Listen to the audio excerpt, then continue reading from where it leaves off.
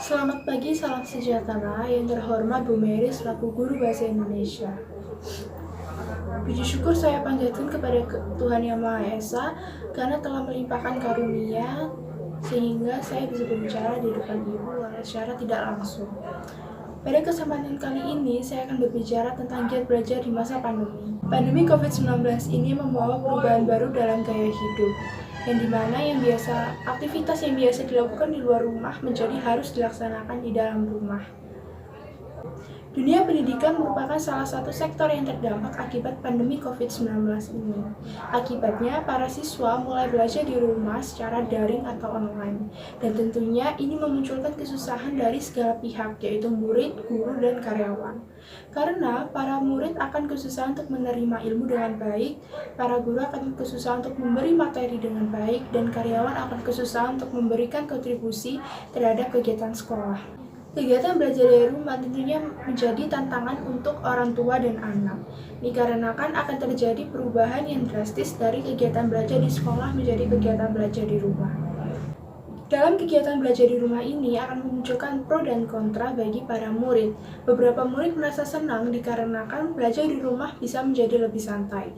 Dan juga mereka juga akan senang untuk bermain gawai dikarenakan tidak ada yang mengawasi seperti yang dilaksanakan di sekolah. Namun beberapa siswa merasa kesusahan dan gelisah dikarenakan mereka takut akan susahnya untuk menerima ilmu yang diberikan oleh guru. Seiring berjalannya waktu, belajar di rumah secara daring ini sudah dilaksanakan kurang lebih 9 bulan dan para murid pun juga mulai terbiasa dengan kegiatan belajar di rumah ini. Bukan hanya terbiasa saja, tapi para murid akan mulai bosan, malas-malasan, dan susah berkonsentrasi terhadap pelajaran yang sudah diberikan oleh guru. Selama ini, belajar di rumah hanya mendengarkan materi dan mengerjakan tugas yang sangat banyak per minggunya. Malahan, tugas yang diberikan di rumah ini lebih banyak diberikan daripada saat di sekolah secara langsung. Maka dari itu, saat guru malah sering memberikan tugas, siswa akan semakin bosan dan stres saat belajar. Selain tugas-tugas yang diberikan, murid akan juga lebih banyak waktu untuk bermain gawai, seperti game, Instagram, Twitter, YouTube, dan lainnya. Sehingga, dikarenakan gawai ini, mereka akan muncul rasa malas yang sangat susah untuk dilawan.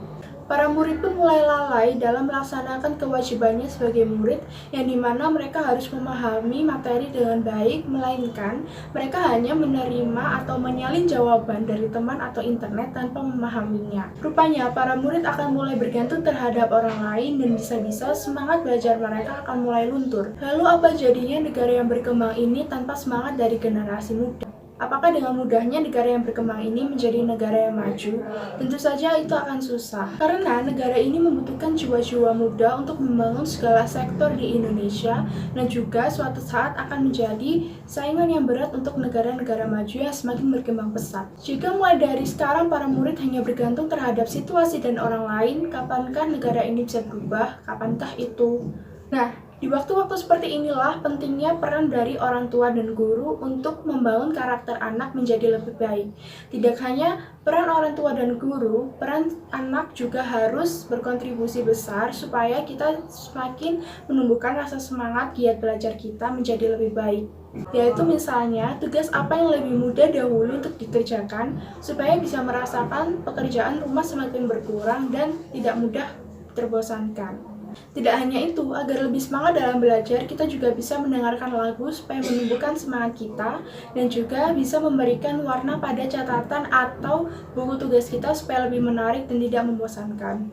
Yang masih malas melakukan sesuatu, lakukanlah hal-hal yang menyerukan seperti bermain, bercengkrama dengan teman, dan masih banyak lainnya. Namun, ingat, jangan lupa untuk tetap membagi waktu dengan belajar. Dan juga saat di rumah, usahakanlah untuk membuat pikiran sekreatif mungkin supaya hari-hari berikutnya akan menjadi suasana yang lebih baik ke depannya. Memang banyak kendala selama belajar daring, dari bosan hingga stres saat belajar. Namun, setiap murid memiliki kewajiban untuk belajar dengan giat. Walau situasi tidak sedang baik, kita harus fokus terhadap tujuan kita sebagai murid. Selalulah giat belajar agar kelak kita bisa mengubah dunia menjadi lebih baik dan menjadikan diri kita lebih berani untuk kedepannya. Sekian pidato yang saya sampaikan. Mohon maaf jika ada kesalahan kata dan terima kasih. Wassalamualaikum warahmatullahi wabarakatuh. Selamat pagi.